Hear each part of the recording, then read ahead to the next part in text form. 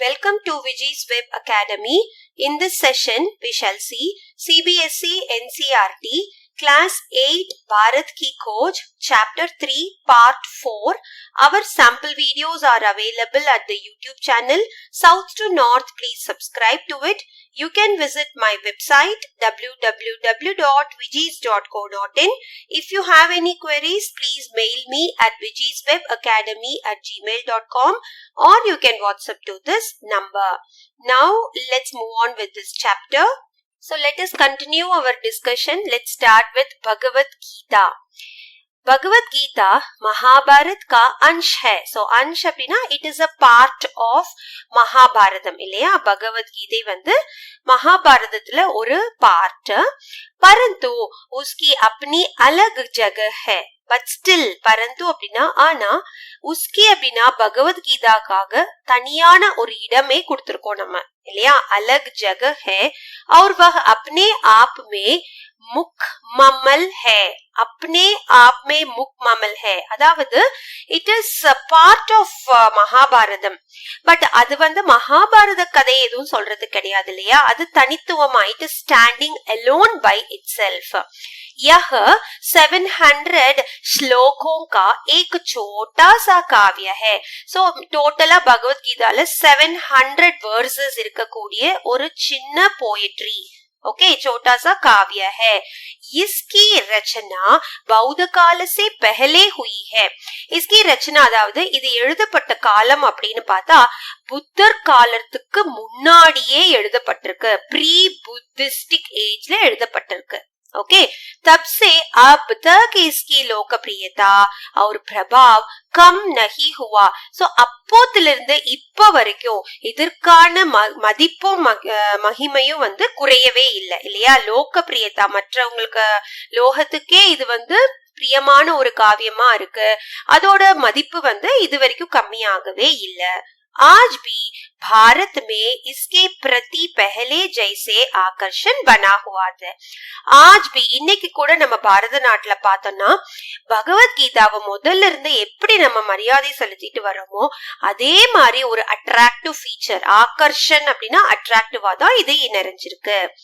विचार और दर्शन का हर संप्रदाय इसे श्रद्धा से देखता है और अपने ढंग से उसकी व्याख्या करता है.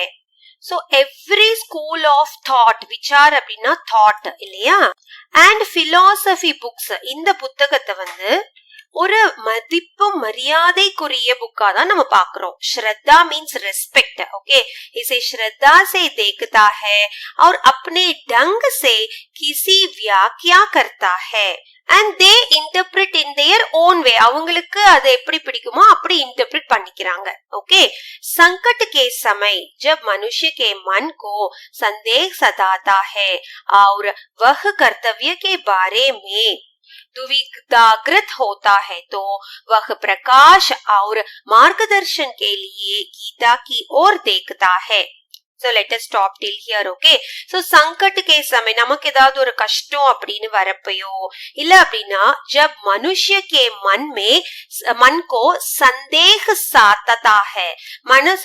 மனுஷனுடைய மனசுல வந்துட்டு சந்தேக ஏதாவது சந்தேகங்கள் இல்ல if you are not clear with your thoughts அப்படி இருக்கும்போது और वह कर्तव्य के बारे में कर्तव्यனா அப்ப வந்து நம்மளோட டியூட்டி என்ன அப்படிங்கிறது. ओके, कर्तव्य के बारे में दुविधाग्रस्त होता है.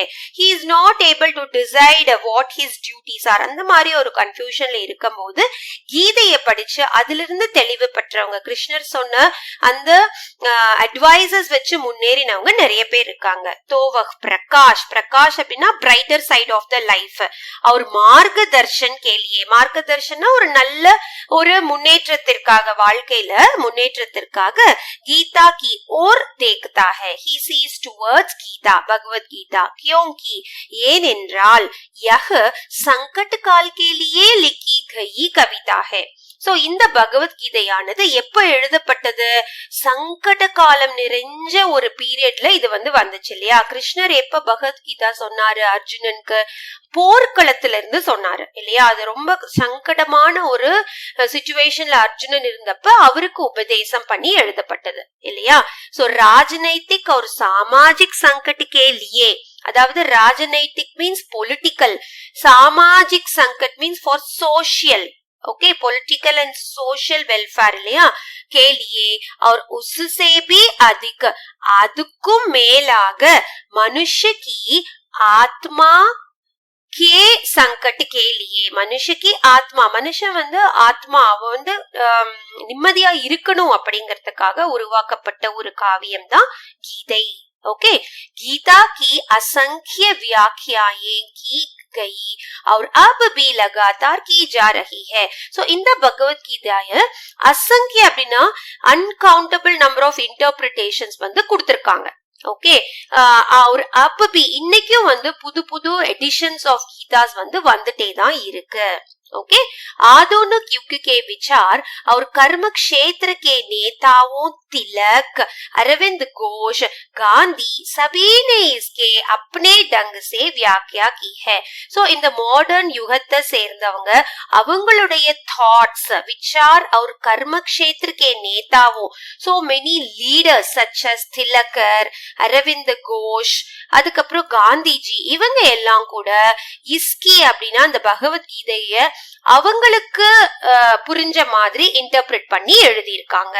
ओके गांधी जी ने इसे अहिंसा में अपने दृढ़ विश्वास का आधार बनाया है. सो காந்திஜியோட கொள்கையே அஹிம்சா இல்லையா, நான் வயலன்ஸ். அதுக்கு முக்கியமான முன்னேற்றமா எதை சொல்லியிருக்காரு அப்படின்னா பகவத்கீதையை தான் சொல்றாரு. ओके औरों ने धर्म कार्य के लिए हिंसा और युद्ध का औचित्य इसी के आधार पर सिद्ध किया है. So whereas others, அவரும் அப்படின்னா அதர்ஸ், காந்திஜி தவிர்த்து மற்றவங்க எல்லாமே இத எப்படி பாக்குறாங்க அப்படின்னா தர்ம காரிய கேலியே ஹிம்சா, ஹிம்சா அப்படின்னா வயலன்ஸ் இல்லையா. சோ இப்ப அர்ஜுனன் கிட்ட அவர் என்ன சொல்றாரு, நீ சண்டை போட்டுதான் ஆகணும்னு சொல்றாரு. அந்த இடத்துல நீ எப்படி இருக்கணுமோ அப்படிதான் இருந்தாகணும், உனக்கு உன் அண்ணா அப்படிங்கிற பாசம் எல்லாம் இப்ப இருக்க கூடாது அப்படின்னு சொல்றப்ப he shows some justification in that. युद्ध का औचित्य इसी के आधार पर सिद्ध किया है. Okay some fairness towards the war, அதையும் சில பேரு கண்ணோட்டத்துல இந்த மாதிரியும் பாக்குறாங்க கீதைய. ஓகே इस काव्य का आरंभ महाभारत का युद्ध आरंभ होने से पहले युद्ध क्षेत्र में अर्जुन और कृष्ण के बीच संवाद से होता है. So இந்த காவியத்தினுடைய ஆரம்பம் இது Bhagavad Gita. So where does it start actually? So it starts at the யுத்த களம் இல்லையா, மகாபாரத் கா யுத்த, யுத்த அப்படின்னா வார், மகாபாரதம் வார் தொடங்கறதுக்கு முன்னாடி ஆரம்ப ஹோனே சே பெஹலே யுத்த க்ஷேத்ர, யுத்த களத்துல அர்ஜுனனும் கிருஷ்ணனும் ஒருத்தருக்கு ஒருத்தர் கான்வர்சேஷன் பேசிக்கிறாங்க. சம்வாத் மீன்ஸ் கான்வர்சேஷன். ओके अर्जुन परेशान है. सो अर्जुनन ரொம்ப अनहैप्पी, परेशान ही seems to be very sad. Okay उसकी अंतरात्मा युद्ध और उसमें होने वाले व्यापक नरसंहार के, मित्रों और संबंधियों के संहार के विचार के विरुद्ध विद्रोह कर उठती है. सो अर्जुनனோட अंतरात्मा, அவனோட இன்னர் செல்ஃப் இந்த யுத்தம் வேண்டாம், ஏன்னா இந்த யுத்தத்தால எவ்வளவோ நரசம்ஹார்கே, அதாவது நிறைய உயிர்கள் பலியாகும் இல்லையா.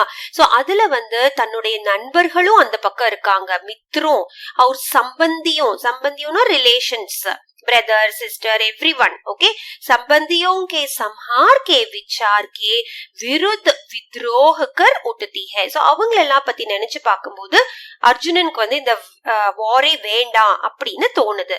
ஓகே, ஆखिर यह किस लिए. சோ ஆखिर அப்படின்னா கடைசியா இதெல்லாம் நம்ம எதுக்காக பண்றோம், for what is the purpose of this war.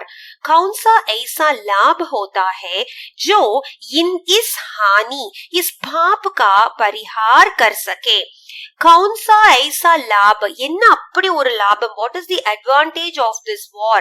Okay, जो इस हानि, இவ்வளவு ஹானி அப்படின்னா இவ்வளவு நஷ்டங்கள் இல்லையா, ஹானி, இஸ் பாப்பு கா பரிகார், நான் இந்த பாவத்தை செய்யறதுனால இதுக்கெல்லாம் எனக்கு எப்படி பரிகாரம் கிடைக்க போகுது, அப்படியெல்லாம் அவர் ரொம்ப அவரோட அந்தராத்மா நினைக்குது. ओके, उसकी पुरानी कसौटियां नाकाम हो जाती है, उसके मूल्य ढह जाते हैं. So all his old standards, kasautyana standards, Arjunan அப்படிங்கிற அந்த ஸ்டாண்டர்டே it is failing here. Okay, uske मूल्य ढह जाते हैं. मूल्यना values, his values actually collapses here, ढह जाते हैं. ओके, अर्जुन इंसान की इस पीड़ित आत्मा का प्रतीक बन जाता है जो युग युग से कर्तव्यों और नैतिकता के तकाज़ों की दुविधा से ग्रस्त है. So actually Arjun becomes a symbol, pratik அப்படினா symbol of a tortured spirit, பீடித் ஆத்மா அப்படினா tortured spirit of man, அந்த மாதிரி ஒரு சிம்பிளா மாறுறாரு. जो युग युग से कर्तव्यों, कर्तव्योना duties, युகம் யுகங்களா कर्तव्योना duties, नैतिकता அப்படினா moralities. ओके, so नैतिकता की तकाज़ों की दुविधा से ग्रस्त है. Who has been torn out by conflicting these moralities and duties.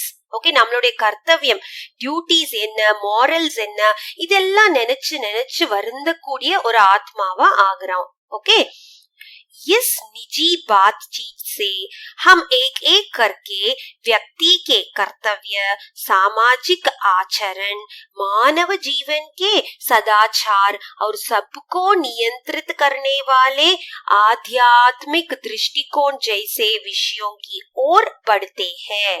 So इस निजी बातचीत அப்படின்னா पर्सनल कॉन्वर्सेशन இருந்து हम एक एक करके ஒன்னொன்னா நம்ம எடுத்து பார்க்கும்போது व्यक्ति के कर्तव्य, so the individual's duty. Okay, second one सामाजिक आचरण, सामाजिक அப்படின்னா सोसाइटी இல்லையா, सोशल आचरण मीन्स बिहेवियर, सोशल बिहेवियर. मानव जीवन में सदाचार, मानव जीवन ना ह्यूमन लाइफ ला, मानव जीवन में in the life of the human सदाचार, charity, that is the application of ethics to human life. Okay, सबको नियंत्रित करने वाले आध्यात्मिक दृष्टिकोण, அந்த கண்ணோட்டத்திலிருந்து जैसे विषयों की ओर बढ़ते हैं. We have to see the Gita. Okay, Gita में ऐसा बहुत कुछ है. सो கீதையில இதை விடவே நிறைய விஷயங்கள் இருக்கு जो आध्यात्मिक है. So Gita deals with the spiritual background. आध्यात्मिक அப்படின்னா spiritual background of human existence. Okay, so इसमें मानव विकास के 3 मार्गों, सो இதுல मानव विकास, human existenceக்காக 3 வழிகளை சொல்றாங்க. 3 मार्गों, ज्ञान, कर्म और भक्ति के बीच. सो ஞானம் ஒண்ணு, கர்மா நம்ம செய்யற ஆக்ஷன்ஸ் கர்மங்கள் ஒண்ணு, and third one is the bhakti. okay, bhakti के बीच समन्वय करने का प्रयास किया गया है. सो ज्ञान அப்படின்னா path of knowledge, மார்க்னா path இல்லையா, அது path of knowledge, कर्म the path of actions, and bhakti the path of faith. सो இதெல்லாம் நம்ம பிரிச்சு நம்ம என்ன இதுன்னு அனலைஸ் பண்ணணும். ओके, बाकी 2 की तुलना में भक्ति पर अधिक बल दिया गया है. सो ஞான கர்ம பக்தி இது 3ல எடுத்துக்கிட்டோம் அப்படின்னா எதுக்கு துல்னா கம்பேரிசன் எதுக்கு நம்ம நிறைய தரோம் அப்படின்னு பார்த்தோம்னா பக்தி, பக்தி पर अधिक बल, பலம் பக்திக்கு அதிகமாவே இருக்கு. यहाँ तक कि इसमें एक व्यक्तिगत ईश्वर का स्वरूप उभरता है, हालांकि उसे पूर्ण रूप परमेश्वर का ही अवतार माना गया है. So यहाँ तक ही இங்கதான் நம்ம என்ன அப்படி சொல்ல வரார்னா, इसमें एक व्यक्तिगत ईश्वर, पर्सनलाइजेशन ऑफ गॉड. சோ கடவுள் அப்படிங்கிற ஒரு இமேஜினேட்டிவ் தாட், அது पर्सनलाइज ஆக்கிக்கிறோம். स्वरूप उभरता है, उभरता मीन्स इमर्जिंग. ओके, हालांकि उसे पूर्ण रूप परमेश्वर का ही अवतार माना. So we accept it. पूर्ण रूप परमेश्वर भगवान நம்ம அவதாரம் எடுத்ததா நம்ம அதை அக்செப்ட் பண்ணிருக்கோம். ओके, गीता में मानव अस्तित्व की आध्यात्मिक पृष्ठभूमि का निरूपण किया गया है. सो गीதையில மானவ अस्तित्व அப்படின்னா human existence. ओके, सो मानव अस्तित्व की आध्यात्मिक पृष्ठभूमि, spiritual background of human existence பத்தி கீதா டீல் பண்ணுது. நிரூபன் கியா means it is dealing. Gita is dealing with the spiritual background of the human existence. Okay, रोजमर्रा की जिंदगी की व्यावहारिक समस्याओं इसी संदर्भ में सामने आती है, and it is in the context in which we face the everyday problems in life. रोजमर्रा की जिंदगी की व्यावहारिक समस्याओं, everyday problems நம்ம டீல் பண்றது எப்படி, அதுவும் நம்ம கீதையின் மூலமா கற்றுக்கொள்ளலாம். ओके, गीता में जीवन के कर्तव्यों के निर्वाह के लिए कर्म का आह्वान किया गया है. சோ கீதையில நம்ம லைஃப் டியூட்டிஸ் இல்லையா, கர்த்தவியனா டியூட்டிஸ், நம்மளோட லைஃப்க்கு என்னென்ன டியூட்டிஸ் இருக்கோ அதை எப்படி நம்ம ஃபுல்ஃபில் பண்ணோம், எப்படி அந்த பாத் ஆஃப் கர்மா, அந்த பாத் ஆஃப் ஆக்ஷன்ல ஹவு அ பர்சன் ஷுட் கோ.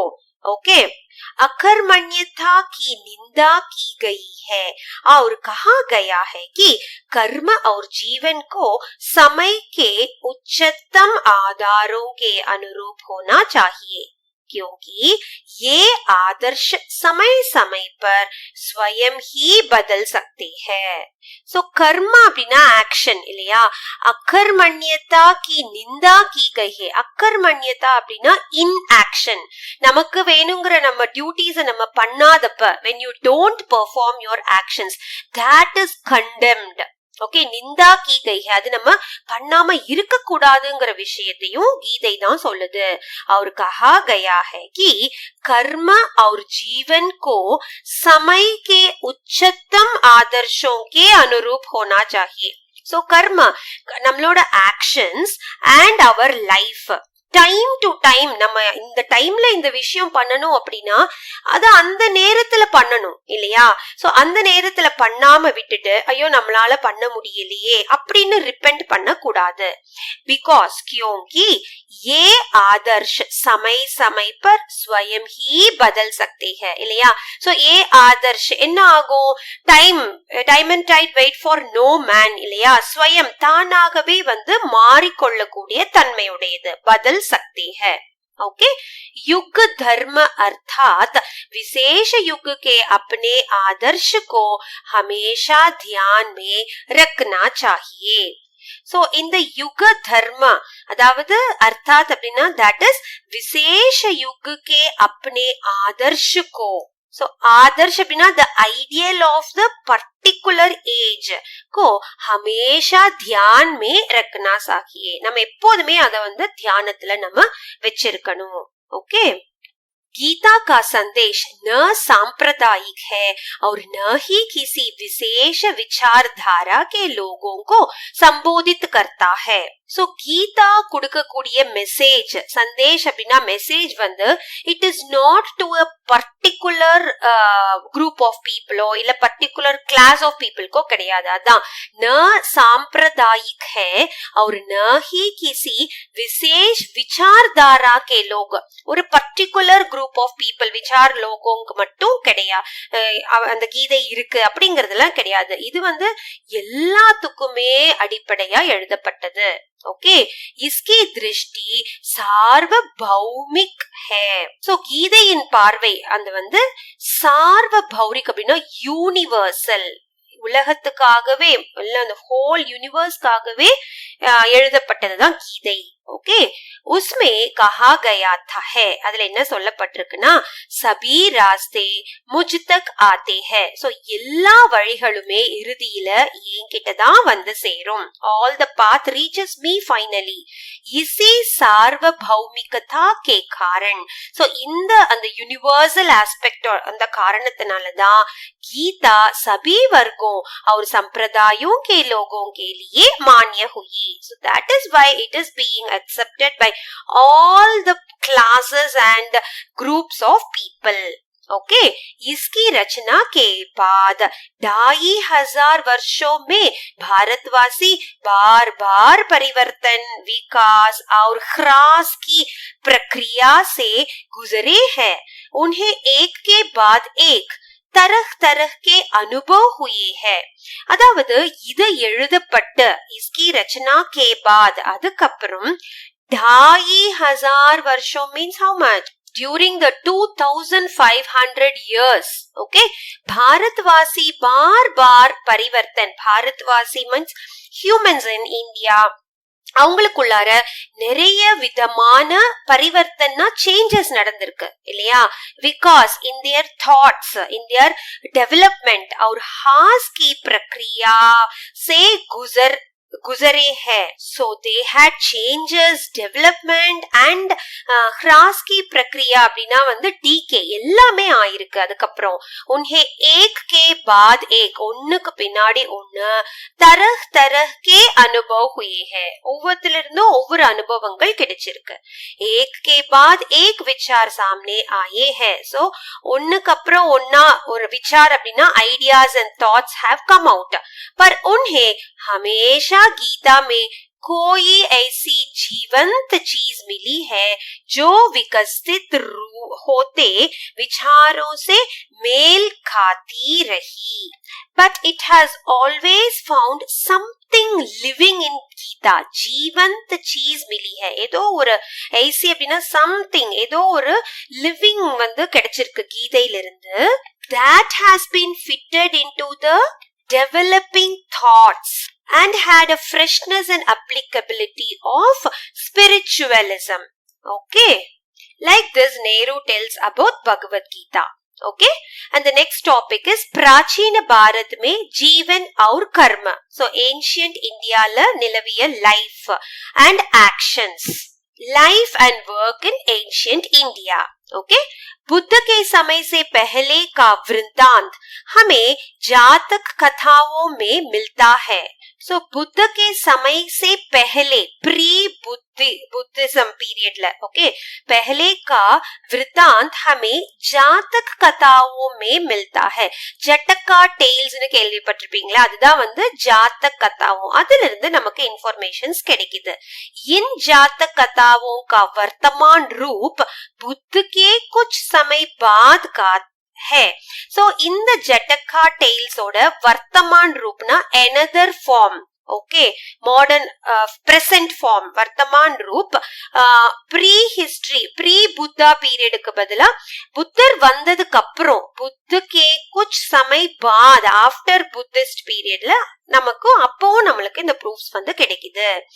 जातक कथाओं में उस समय का वर्णन है. सो वर्णन descriptions of that time was there in the Jataka tales. Okay, எப்படி வந்து லைஃப் இருந்துச்சு, how the people led their life, அந்த மாதிரி வர்ணனைகள் அதுல இருக்கு. जब भारत की दो प्रधान जातियों द्रविड़ों और आर्यों का अंतिम रूप से मेल हो रहा था. So which also gives the information about Bharat की दो प्रधान जातियों, main important races, caste of people, द्रविड़ர்கள் அப்புறம் ஆரியர்கள். ஓகே, ஆரியோं का अंतिम रूप से मेल, அதாவது ஃபைனல் அமல்கமேஷன் சொல்லுவோம். அது வந்து இன்ஃபர்மேஷன், அவங்கள பத்தின இன்ஃபர்மேஷன்ஸும் நமக்கு ஜட்டக்கா டேல்ஸ்ல இருந்து கிடைக்குது. ओके, कहा जा सकता है कि, सो कहा जाना, it has been told that जातक पुरोहित या ब्राह्मण परंपरा तथा क्षत्रिय या शासक परंपरा के विरोध में लोक परंपरा का प्रतिनिधित्व प्रतिनिधित्व करते हैं. So அந்த ஜட்டகா டேல்ஸ்ல நமக்கு தெரிய வருது என்னன்னா ஜாதக் புரோஹித் அப்படின்னா priest புரோஹிதர்கள் இருக்காங்கல்ல or brahman Parampara, so brahmins ததா as well as க்ஷத்ரிய அப்படின்னா சத்திரியர்கள் வாரியர்ஸ் சொல்வோம். யா சாசக் பரம்பரா, சாசக் பரம்பரா ஆட்சி புரியர்கள் இல்லையா. சோ शासक परंपरा के विरोधना इन कॉन्ट्रास्ट ऑफ इट, विरोध में लोक परंपरा का प्रतिनिधित्व करते हैं. पॉपुलर ट्रेडिशन ஆஃப் த பீப்புள வந்து என்ன இருக்கு, என்ன நடந்துச்சு அப்படிங்கறது எல்லாம் நமக்கு அந்த ஜட்டகா டேல்ஸ்ல இருந்து தெரிய வருது. ஓகே, नेक्स्ट ग्राम सभाएं एक सीमा तक स्वतंत्र थी. கிராம சபாயே அப்படின்னா வில்லேஜ் அசம்பிளிஸ், வில்லேஜ் அந்த கட்டமைப்புக்குள்ள இருந்த வரைக்கும் அந்த எல்லைக்குள்ள அவங்க சுதந்திரமா தான் இருந்தாங்க. ஓகே, ஸ்வதந்திர தி, இட் வாஸ் அன் அட்டானமி. அவங்களுக்குள்ளாரே டிசைட் பண்ணிக்குவாங்க. எந்த ஒரு முடிவெடுக்கிறதுனாலும் எல்லாமே இந்த கிராம சபையிலே முடிஞ்சிரும். ஓகே, ஆமதனி கா முக்கிய ஜரியா லகான் தா. So the chief source of revenue, அப்ப பைசா காசு எங்கிருந்து வருதுன்னா it is from the land only. Okay, माना जाता था कि जमीन पर लगाया जाने वाला कर उत्पादन में राजा का हिस्सा है. So माना जाता, it was accepted by all இல்லையா. என்ன அப்படின்னா जमीन पर लगाया जाने वाला कर, जमीन அப்படின்னா இந்த பூமியில லகாயா ஜானே வாலே கர் விளைச்சல், அதுல வந்து ஒரு பகுதி உத்பாதன் அப்படின்னா ப்ரொடக்ஷன்ல வந்து ஒரு பகுதி, ஹிஸ்ஸானா one part, it goes to the king. Okay, उसका भुगतान हमेशा तो नहीं पर अक्सर गल्ले या पैदावार की शक्ल में किया जाता था. So it was usually but not always paid in kind. Okay, அந்த கர் அப்படின்னா அந்த வரி பணம், டாக்ஸஸ் வந்து நம்ம எவ்வளவு ப்ரொடக்ஷன் ஆகுதோ அதுக்கு ஏத்த மாதிரி அந்த பார்ட் பங்க வந்து ராஜாக்கு கொடுத்துட்டு இருந்த காலம் அது. ओके, यह कर उपज के छठे भाग के करीब होता था. So probably இந்த டாக்ஸ் பாத்தீங்கன்னா கர் அப்படின்னா டாக்ஸ், அது வந்து 1/6 part of the production. Okay, 1/6 சொல்றோம்ல, அதுதான் வந்து உபஜ்கே சட்டே பாக் 1/6 TH போட்டுக்கலாம். நம்ம 1/6 part of the production வந்து ராஜாக்கு நம்ம தரணும். ओके, यह सभ्यता मुख्य रूप से कृषि केंद्रित थी. So in the सभ्यता, this civilization was everything was based on the agriculture இல்லையா. அது விவசாயத்தை ஒருநிலைப்படுத்தி சென்ட்ரலைஸ் பண்ணி தான் எல்லாமே இருந்துச்சு. कृषि means agriculture. ओके, और इसकी बुनियादी इकाई स्वशासित गांव थे. And the basic unit was the self-governing village. Okay, स्वशासित self-governing இருந்த villages.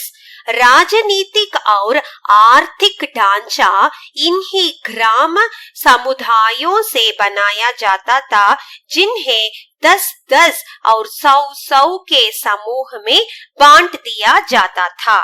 So ढांचा அப்படின்னா structure, இந்த political and economic structure of these villages வந்து எப்படி பில்ட் ஆயிருந்துச்சுன்னா से बनाया जाता था, जिन्हें 10 இல்ல அப்படின்னா 100 வந்து groups form பண்ணிக்குவாங்க. 100 के समूह में बांट दिया जाता था. So it was separated as tens and hundreds னு பிரிச்சு அந்த economic structure அவங்க அழகா frame பண்ணியிருந்த காலம் அது. ओके, जातकों के वर्णों से एक खास तरह का विकास उभर कर सामने आता है.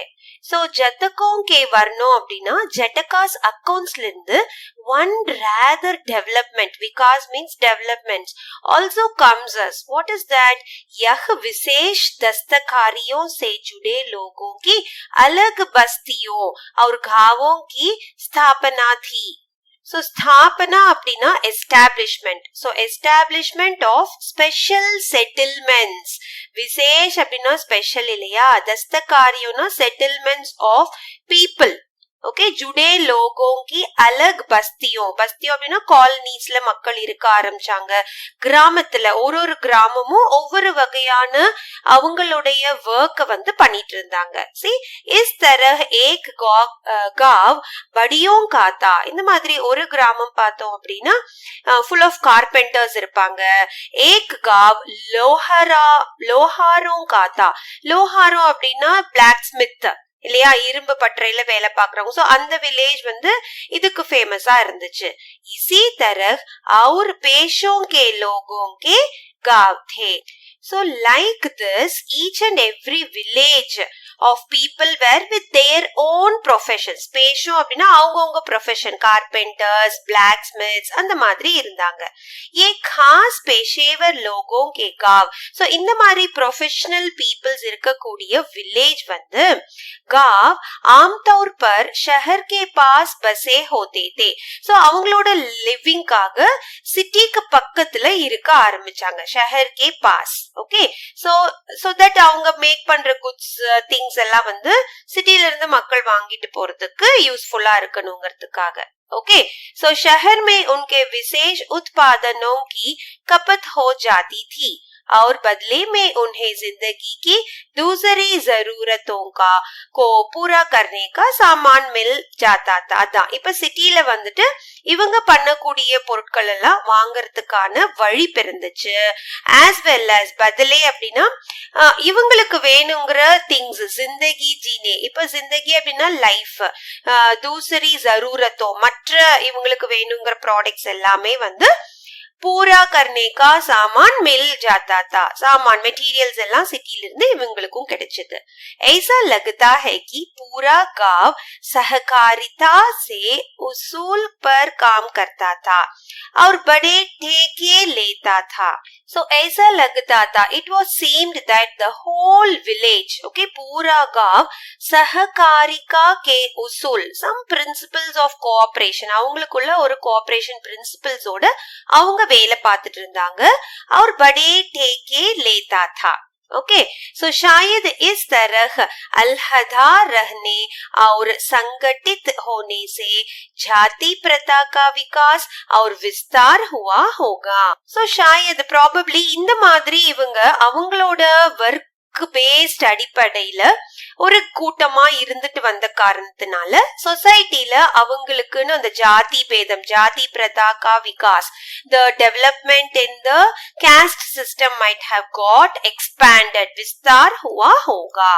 ओके, नेक्स्ट, जातियों में सौदागरों की समुद्री यात्राओं के हवाले भरे हुए हैं. So these jatakas are full of reference to merchants. Okay, सौदागरों की समुद्री यात्रा, समुद्री यात्रा அப்படின்னா சமுத்திரம் வழியா merchant voyages சொல்வோம்ல, அதெல்லாம் அத பத்தின இன்ஃபர்மேஷன்ஸ் நிறையவே இருக்கு. सूखे रास्तों से रेगिस्तान को पार करके बड़ौच के पश्चिमी बंदरगाह और उत्तर में गांधार और मध्य एशिया तक कारवां जाया करते थे. सो सूखे रास्ते से रेगिस्तान, रेगिस्तान அப்படின்னா டெசர்ட்ஸ் இல்லையா, சோ டெசர்ட்ஸ் கிராஸ் பண்ணி போறதுக்கு பார் கர்க்கே படௌச் கே பश्चिमी பந்தர்கர், அதாவது வெஸ்ட்வர்ட் டுவர்ட்ஸ் த வெஸ்ட்வர்ட் படௌச், கரவான்ஸ் எல்லாம் சொல்லுவோம், அந்த அப்பெல்லாம் இருந்துச்சு, கரவான்ஸ் இருந்துச்சு. அவர் உத்தர் மே, உத்தர் அப்படின்னா நார்த்ல நம்ம ஆல்ரெடி பார்த்தோம் இல்லையா, அந்த starting point of the ஆரியன்ஸ்ல Kantara, அவர் மத்திய ஏஷியா தக், மத்திய ஏஷியானா சென்ட்ரல் ஏஷியா வரைக்கும் கூட இவங்களோட அந்த வாயேஜஸ் வந்து தொடர்ந்து இருந்துச்சு. ओके, सो भड़ौच से जहाज बेबीलोन बावेरू के लिए फार्स की खाड़ी को जाया करते थे. So from this broach, जहाज அப்படின்னா ships went to Parsi, Persian கல்ஃப்னு சொல்லுவோம்ல, அதான் பார்ஸ்கி காடி, காடினா கல்ஃப் ஆஃப் பர்ஷியா. சோ அது வரைக்கும் பாபிலோன், அது வரைக்கும் கூட அவங்க ஷிப்ல டிராவல் பண்ணாங்க. नदियों के रास्ते बहुत यातायात होता था. सो रिवर, नदी அப்படின்னா ரிவர், சோ ரிவர்ல போகக்கூடிய அந்த டிரான்ஸ்போர்ட் வழியா போனது வந்து बहुत यातायात होता था. that is river traffic was even more. Okay जातकों के अनुसार, सो अकॉर्डिंग टू जटका टेल्स, बड़े बनारस, पाटना, चंपा इज कॉल्ड एज भागलपुर और दूसरे स्थानों से समुद्र की ओर जाते थे और वहां से दक्षिणी बंदरगाहों और लंका और मलय टापू तक. So according to Jataka tales, ships traveled from Banaras, Patna, Champa, that is Bhagalpur nu solluvom illaya adu, aur dusre sthanam matra idangalukku samudra ki or jaate the, towards the oceans, aur wahan se angirundu ocean valiya dakshini bandargahon, southern ports, towards the southern ports, aur Lanka appadina Ceylon, Sri Lanka, aur Malaya Tapu appadina Malaya varaikum they had an account. Jataka tales is having account. Okay. Bharat में लिखने की प्रथा बहुत पुरानी है. So writings in India takes us to most of the very ancient times. बहुत पुरानी है. पाषाण युग के मिट्टी के पुराने बर्तनों पर ब्राह्मी लिपि के अक्षर मिलते हैं. So நம்மளுக்கு வந்து we will be able to find the Brahmi lipi. லிபி அப்படின்னா அந்த ஸ்கிரிப்ட் இல்லையா, பிராமி ஸ்கிரிப்ட்னு சொல்லுவோம் லிபி. அதுல எழுதப்பட்ட லெட்டர்ஸ் அக்ஷர் மில்தே ஹை. எதுல அப்படின்னா பாஷான் யுக் அப்படின்னா நியோலித்திக் பீரியட். ஓகே, அதுல கிடைச்ச ஓல்டு பாட்டரிஸ், மிட்டி கே புரானே பர்த்தனோ, ஓல்டு பாட்டரிஸ்ல நமக்கு இந்த பிராமி லிபி அதுல எழுதப்பட்ட எழுத்துக்கள் கிடைக்குது. ஓகே, मोहनजोदारो में मिले शिलालेखों को अब तक पूरी तरह पढ़ा नहीं जा सका है. इवन मोहनजोदारो पीरियडல கிடைக்கப்பட்ட शिलालेखों, inscriptions, you know what is inscriptions, right? So அந்த inscriptions கூட अब तक இன்று காலகட்ட வரைக்கும் கூட पूरी तरह पढ़ा नहीं जा सकता. It is not able to read. Okay, அது படிக்க முடியல. वे ब्राह्मी लेख जो पूरे भारत में मिले हैं निश्चित रूप से उस मूल लिपि में है. सो அந்த பிராமி லேக், பிராமி லிபில கிடைக்கப்பட்டது வந்து ஆல் ஓவர் இந்தியாலயும் கிடைச்சிருக்கு. पूरे भारत में मिली है and it has a standard form, original form उस मूल लिपि में है, जिससे भारत में देवनागरी और अन्य लिपियों का विकास हुआ. சோ அந்த பிராமி லிபியில இருந்து தான் நமக்கு மற்ற அந்த லிபிஸ், தேவநாகரி லிபி and अन्य other लिपीज got developed. Okay, Ashok के कुछ लेख ब्राह्मी लिपि में है. सो अशोकरुடைய சில ரைட்டிங்ஸும் வந்து பிராமில லிபியில கிடைச்சிருக்கு. உத்தர் பश्चिम, சோ உத்தர் மீன்ஸ் நார்த் and पश्चिम மீன்ஸ் வெஸ்ட் இல்லையா.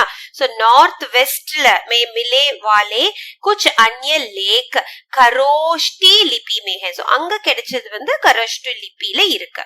ओके, ईसा पूर्व 6वीं या 7वीं शताब्दी में पाणिनि ने संस्कृत भाषा में अपने प्रसिद्ध व्याकरण की रचना की. So as early as Isha पूर्वना BC இல்லையா, சட்டி அப்படின்னா 6th or 7th centuryல पाणिनि எழுதப்பட்ட संस्कृत भाषा में अपने प्रसिद्ध व्याकरण, Panini wrote his great grammar in Sanskrit language. उन्होंने अपने से पहले के व्याकरणों का उल्लेख किया है. So उल्लेख அப்படின்னா mention. He has also mentioned many forms of grammar before. Okay, पहले के व्याकरण का उल्लेख किया है. उनके समय तक संस्कृत का रूप स्थिर हो चुका था. So அவரோட பீரியட்லயே வந்து சான்ஸ்கிரிட் லாங்குவேஜ்க்கு ஒரு முழு உருவம் கொடுக்கப்பட்டது. It has got crystallized there और वह एक निरंतर विकासशील साहित्य की भाषा बन चुकी थी. So it has become a very great language, निरंतर विकासशील, a language of ever growing literature ஆகவும் அது மாறிடுச்சு. ओके, पाणिनि आज भी संस्कृत व्याकरण पर आधिकारिक प्रमाण माना जाता है. So Panini's book, you know, it is something more than a mere grammar. हालांकि बाद के व्याकरणों ने उसमें कुछ जोड़ा भी है. So जोड़ा means many of the other grammar parts has been added along with it और उसकी व्याख्या भी की है. சோ அத பத்தின எக்ஸ்பிளனேஷன்ஸ், வியாக்கியா அப்படின்னா எக்ஸ்பிளனேஷன்ஸ் அவரு கொடுத்திருக்காரு. ஓகே, यह दिलचस्प है. So this is very interesting कि पाणिनि ने यूनानी लिपि का उल्लेख किया. So he has also mentioned, Panini has also mentioned about the Greek लिपि. ஓகே, इससे संकेत मिलता है कि, சோ இதுல இருந்து நமக்கு என்ன தெரிய வருது அப்படின்னா, பூர்வ திஷா, சோ பூர்வ அப்படின்னா ஈஸ்ட் இல்லையா, some kind of contact is between Sikandar already we saw Alexander இல்லையா, so सिकंदर के आने से बहुत पहले भारत और यूनान, so the relation between the Indians, the Alexander and the Greek, okay, यूनान के बीच किसी न किसी तरह का संपर्क हो चुका था. somehow there is a relationship. Okay, so औषध विज्ञान की पाठ्य पुस्तकों भी थी और अस्पताल भी. சோ ஔஷத் விஞ்ஞான் அப்படின்னா மெடிசன் இல்லையா, சோ மெடிசன் பத்தின நிறைய புக்ஸும் இருந்துச்சு. And even hospitals where there, अस्पतालனா हॉस्पिटल. ओके, अनुश्रुति है कि भारत में औषध विज्ञान के जनक धन्वंतरी थे. सो Dhanvantari was the legendary founder of the Indian science and medicines. Okay, Bharat में औषध विज्ञान के जनक, अब लेजेंडरी फाउंडर धन्वंतरी था. किंतु सबसे प्रसिद्ध पुरानी पाठ्य पुस्तकों ईसवी सन की शुरू की सदियों में लिखी गई. So however the books பாட்டிய புஸ்தகம், the medicinal books வந்து early centuriesல, ஈசவி சன் கி शुरू की सदियों, early centuriesலயே எழுதப்பட்டதாக நமக்கு தெரிய வருது. इनमें औषध पर चरक की पुस्तकें है और शल्य चिकित्सा पर श्रुतित की. So these are by Charaka. Okay, medicine, ஔஷத் அப்படின்னா மெடிசினல் புக்ஸ் வந்து சரக். அண்ட் சுல்ய சிகிச்சா அப்படின்னா சர்ஜரி, ஆபரேஷன்ஸ் எல்லாம் பண்ணுவோம் இல்லையா, அது பத்தின புக் வந்து சுஷ்ருதான்னு சொல்லுவோம் இங்கிலீஷ்ல. ஓகே, कहा जाता है कि चरक उन राजा कनिष्ठ के दरबार में राज्य वैद्य थे. So it was told that Charak was a राज्य वैद्यரா இருந்தாரு in the court of Raja Kanishk. Okay, थे जिनकी राजनीति पश्चिमोत्तर देश में थी. सो किंग कनिष्काவோட ராஜநீதி, அந்த அவரோட இடம் எதுன்னு பார்த்தோம் அப்படின்னா பश्चिमोत्तर அப்படின்னா நார்த் வெஸ்டர்ன் ரீஜன்ஸ். ओके, इन पाठ्य पुस्तकों में बहुत सी बीमारियों की जिक्र है. सो இந்த புக்ஸ்ல, பாட்டிய புஸ்தகம் அப்படின்னா புக்ஸ், மெடிசினல் புக்ஸ்ல பாத்தீங்கன்னா நிறைய டிசீசஸ்க்கான ஜிக்ர அப்படின்னா என்யூமரேஷன்ஸ், அந்த டிசீஸ் எப்படி வரும், என்ன காஸ், அந்த மாதிரி எல்லாமே எழுதப்பட்டிருக்கு. और उनकी पहचान, how to identify that particular type of disease, இப்ப இந்த டிசீஸ்க்கு என்ன ட்ரீட்மெண்ட் பண்றது, इलाज के तरीके बताए गए हैं. ஓகே, இன்மே சோ அதுல வந்து பாத்தீங்கன்னா शल्य चिकित्सा, நம்ம சர்ஜரின்னு சொன்னோம் இல்லையா, ஆபரேஷன் சர்ஜரி, பிரசூதி விஞ்ஞான், ஒப்ஸ்டிட்ரிக்ஸ் சொல்லுவோம், பிரசூதி விஞ்ஞான், ஸ்நான் அப்படின்னா பாத் பண்றது, அடுத்தது பத்தியம்னு தமிழ்ல கூட சொல்லுவோம், டயட், என்ன டயட் ஃபாலோ பண்றது, சஃபாயி எவ்வளவு கிளீன் ஹைஜீனா இருக்கிறது, பச்சோங்கோ கிலானே, அதாவது குழந்தைகளுக்கு என்னென்ன சாப்பாடு கொடுக்கலாம், और चिकित्सा के बारे में शिक्षा को विशेष बनाया गया है. सो चिकित्सा அப்படின்னா டாக்டர் இல்லையா, சோ அவங்கள பத்தின நிறைய டீடைல்ஸ் வந்து இந்த புக்ஸ்ல வந்து கிடைக்குது. लेखक का रुझान प्रयोगात्मक है और शल्य प्रशिक्षण के दौरान मुर्दों की चीर फाड़ कराई जाती थी. So the approach was experimental. Okay, இப்ப மெடிசன் படிக்கிறவங்கள எக்ஸ்பெரிமெண்ட் பண்ணுவாங்க இல்லையா, டெட் பாடிஸ் வச்சு, அதே மாதிரிதான் அப்பவும் பண்ணிருக்காங்க. இந்த शल्य प्रशिक्षण அந்த எக்ஸ்பெரிமெண்ட் வந்து படிக்கிறதுக்காக கே दौरान during that period மிருதோं की चीर फाड़ कराई जाती थी. सो डेड बॉडीज எல்லாம் வந்து அவங்க அந்த போஸ்ட்மார்ட்டம் மாதிரி பண்ணி அதுக்குள்ள இருக்க பார்ட்ஸ் இதுன்னு எக்ஸ்பிளைன் பண்ணி சொல்லி தருவாங்க. அந்த இன்ஃபர்மேஷன்ஸும் நமக்கு கிடைக்குது. ओके, सुश्रुत के शल्य क्रिया के औजारों का जिक्र किया है. So various surgical instruments, adha shalya kriya ke auzaruna instruments were even mentioned and explained by Sushruta. Saath hi, so along with that, operation का भी, how to do an operation जिसमें अंगों को काटना, so how to cut the parts of the body, पेट काटना, அந்த ஸ்டொமக்ல பண்ணக்கூடிய ஆபரேஷன், ஆபரேஷன் से बच्चे को जन्म दिलाना, இப்ப சிசேரியன் வழியா குழந்தைங்களுக்கு பர்த் தராங்களே, சோ அந்த மாதிரி. ஓகே, மோத்தியா பிந்து கா ஆபரேஷன், அதாவது கேட்ராக்ட் சர்ஜரி, கண்ணுல பண்ணக்கூடிய அந்த சதை வளர்ச்சி எடுக்கக்கூடிய சர்ஜரி, ஆதி சப் ஷாமில் है, இதுவும் வந்து அதுல அடக்கமானது. ஓகே, गांवों के जीवाणुओं को धुआं देकर मारा जाता था. So wounds, गाव அப்படினா wound இல்லையா, அடிபட்டது, they were being sterilized. Okay, जीवाणुओं को துவா தேக்கர் மாரா ஜாத்தா தா, அதாவது அந்த ஃபங்கிமேஷன் சொல்லுவோம்ல, அந்த மாதிரி வேக்சின்ஸ் மாதிரி கொடுத்து நம்ம ஊண்டெல்லாம் சரி பண்ண வச்சிருக்காங்க. ईसा पूर्व 30वीं 4वीं सदी में जानवरों के अस्पताल भी थे. So in the 3rd or 4th century BC, ईसा पूर्व ना BC இல்லையா, there were even hospitals for animals, जानवरों के अस्पताल भी थे.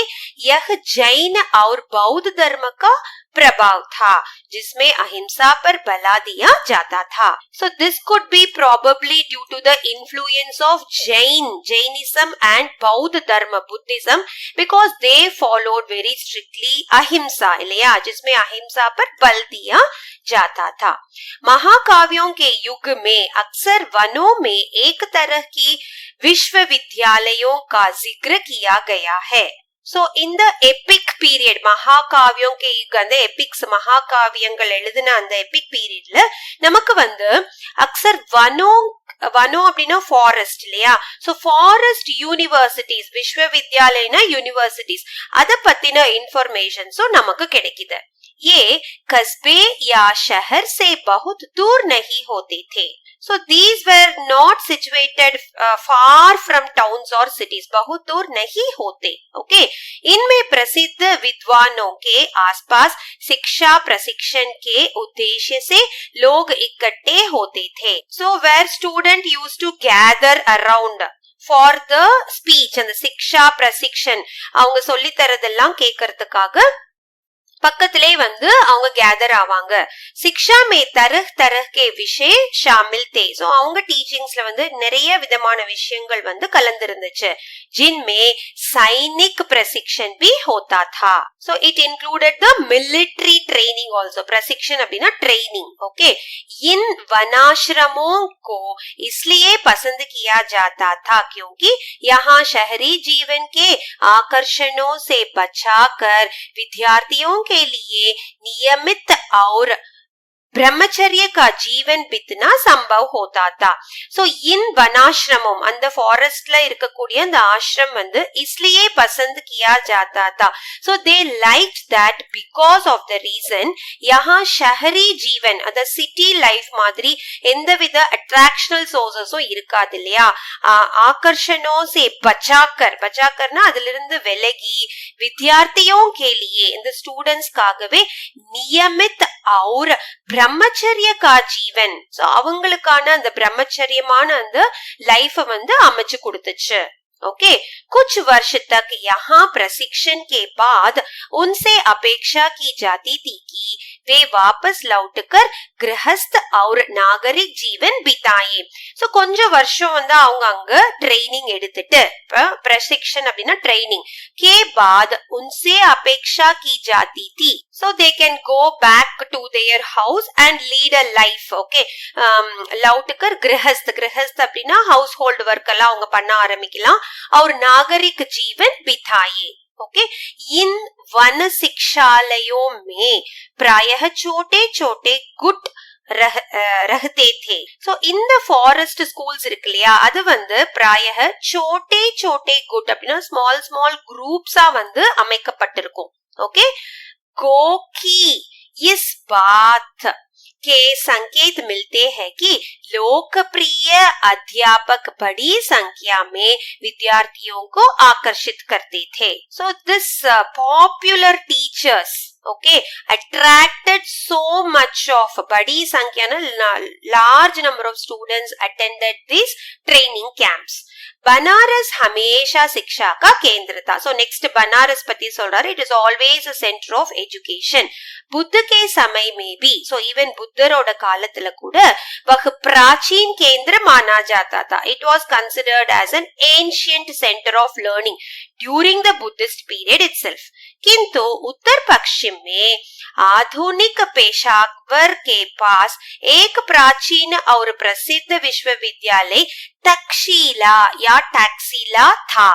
So but Uttar Paschim, so near the northwest, near the modern Peshawar, अंग वंद के पास एक प्राचीन and ancient and very popular famous प्रसिद्ध university, அது பேர் தான் तक्षशिला அப்படி சொல்லுவோம், இல்ல Takshashila, you can pronounce it anyway.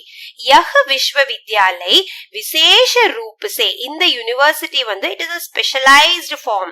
It gives us it tells you about science. विज्ञान அப்படின்னா science, चिकित्सा शास्त्र medical science पத்தின teachings இருக்கும். और कलाओं के लिए artist இல்லையா, कला அப்படின்னா கலைகளுக்காகவும் मशहूर था. और भारत के दूर दूर के हिस्सों से, so இது இந்த யூனிவர்சிட்டிக்கு இந்தியால இருந்து தூரமான பார்ட்ல இருந்து கூட students started coming. लोग यहाँ आया करते थे. तक्षशिला का स्नातक होना सम्मान और विशेष योग्यता भी की बात समझी जाती थी. सो तक्षशिला यूनिवर्सिटीல ஸ்டூடெண்ட் ஆகி படிக்கிறது அப்படிங்கறதே सम्मान அப்படின்னா it is a respectful position. விசேஷ யோகியதா, அதுக்குன்னு தனியா ஒரு யோகியதையே வேணும் நமக்கு. जो चिकित्सक यहाँ के आयुर्विज्ञान विद्यालय से पढ़कर निकलते थे उनकी बड़े कद्र होती थी. सो எந்த ஒரு चिकित्सक டாக்டர் இங்க வந்து ஆயுர்வேதிக் விஞ்ஞான், ஆயுர்வேதிக் மெடிசன் படிச்சு வெளியே வராங்களோ அவங்க வந்து they are really considered to be great.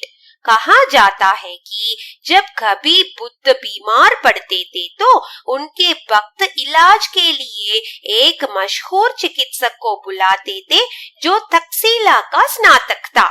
So it was even told that எப்பவாச்சும் ஒரு புத்த பிக்ஷு வந்து பீமார், உடம்பு சரியில்லாம படுக்கிறாங்களோ அப்ப வந்து உன்கே பக்த், அவங்களுடைய டிசைபிள்ஸ் வந்து அவங்களுக்கு ட்ரீட் பண்றதுக்காக, இலாஜ் கேலியே, இலாஜ் அப்படின்னா ட்ரீட் பண்றதுக்கு ஒரு வெல் பாப்புலர் டாக்டர் கூப்பிடுவாங்க. கண்டிப்பா அந்த டாக்டர் வந்து எங்க படிச்சிருப்பாரு அப்படின்னா तक्षशिला का स्नातक था. ईसा पूर्व 7वीं शताब्दी के महान व्याकरण पाणिनि ने भी यही शिक्षा पाई है. सो நம்ம பார்த்தோம் இல்லையா, பாணினி அவரும் வந்து இந்த தக்ஷிலா யூனிவர்சிட்டில தான் 6th 7th செஞ்சுரியில வந்துட்டு அவர் வந்து இங்கதான் படிச்சிருக்காரு. ओके, इस तरह तक्षशिला बुद्ध से पहले ब्राह्मण शिक्षा पद्धति का विश्वविद्यालय था. So even this Takshashila university வந்துட்டு ப்ரீ புத்திசம் வர்றதுக்கு முன்னாடி இருந்தே வந்து இட் வாஸ் ஈவன் ஃபேமஸ் தேர். बौद्ध काल में यह बौद्ध ज्ञान का भी केंद्र बन गया था.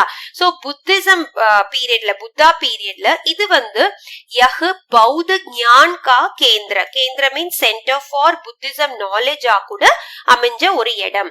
सारे भारत और सीमा पार से बौद्ध विद्यार्थियों यहाँ खींचे चले आते थे. सो இந்தியா முழுவதும் மட்டும் இல்லாம சீமா பார் எல்லைகளை தாண்டி உலகம் முழுக்க இருந்து the students, Buddha students come here. Okay, यहाँ मौर्य साम्राज्य के उत्तर पश्चिमी सूबे का मुख्यालय था. So it was actually the headquarters. मुख्यालय बिना headquarters of the northwestern part of Mauryan Empire. Okay, उस सुदूर अतीत के भारतीय कैसे थे? So what were the Indians like in those distant days? सुदूर अतीत. Okay, हमारे लिए इतने पुराने और हमसे इतने भिन्न समय के बारे में कोई धारणा बनाना कठिन है. So it is really difficult for us to know about our past. लिया हमारे लिए इतने पुराने और हमसे इतने भिन्न समय டிஃப்ரெண்ட் பீரியட்ஸ்ல நடந்தக்கூடிய டிஃப்ரெண்ட் திங்ஸை வந்து மொத்தத்துல கன்சைஸ் பண்றதுங்கிறது it is really a difficult task. फिर भी ஆனாலும் கூட हमें जो जानकारियों उपलब्ध है, सो நமக்கு தெரிய வரது எல்லாத்தையும் வச்சு उसके आधार पर, सो बेस्ड ऑन दैट एक धुंधली सी तस्वीर उभर कर सामने आती है. सो அதெல்லாம் வச்சு நம்மளே ஒரு पिक्चराइजेशन फॉर्म பண்ணலாம். तस्वीर उभर कर सामने आती है. वे खुले दिल से आत्मविश्वासी और अपनी परंपराओं पर गर्व करने वाले लोग थे. सो நம்ம ஓப்பன் மைண்டடா பார்க்கும்போது ஆத்மவிஸ்வாசி, அதாவது செல்ஃப் கான்ஃபிடன்ஸ் அண்ட் அவங்க ட்ரெடிஷனை ஃபாலோ பண்ணி வந்த அந்த மக்களை நம்ம பார்க்கும்போது we should be really proud of those people. रहस्य की खोज में हाथ पाव मारने वाले, so in search of these secrets, हाथ पाव मारने वाले ना அதுக்காகவே தியாகம் பண்ணினவங்க. प्रकृति मीन्स नेचर और मानव जीवन के बारे में, मानव जीवन ह्यूमन लाइफ பத்தின விஷயங்களை के बारे में बहुत से प्रश्नों से भरे நிறைய क्वेश्चंस அடங்கி இருக்கு இல்லையா ह्यूमन लाइफ பத்தி. अपनी बनाई हुई मर्यादा और मूल्यों को महत्व देने वाले, so those who give importance to the respect and மூல்யம் அப்படின்னா நம்மளோட அந்த ஒரிஜினாலிட்டிக்கு ரெஸ்பெக்ட் கொடுக்கறவங்க. पर जीवन की सहज भाव से आनंद लेने वाले, so and also they enjoy the lifestyle how they lived. और मौत का लापरवाही से सामना करने वाले लोग थे. So those people were really great. எல்லா ஃபீல்டுமே வந்து அவங்க வந்து வாழ்க்கைய 100% வாழ்ந்தாங்க. ஈவன் இன் த டெத், மவுத் கா லாபர்வாஹி से सामना करने वाले, how to get rid of that, even that these people came to know. Okay, like that Nehru ji is finishing about the ancient life of Indian people. So with this we have come to the end of part 4 of chapter 3. Let us continue our discussion in part 5. Thank you.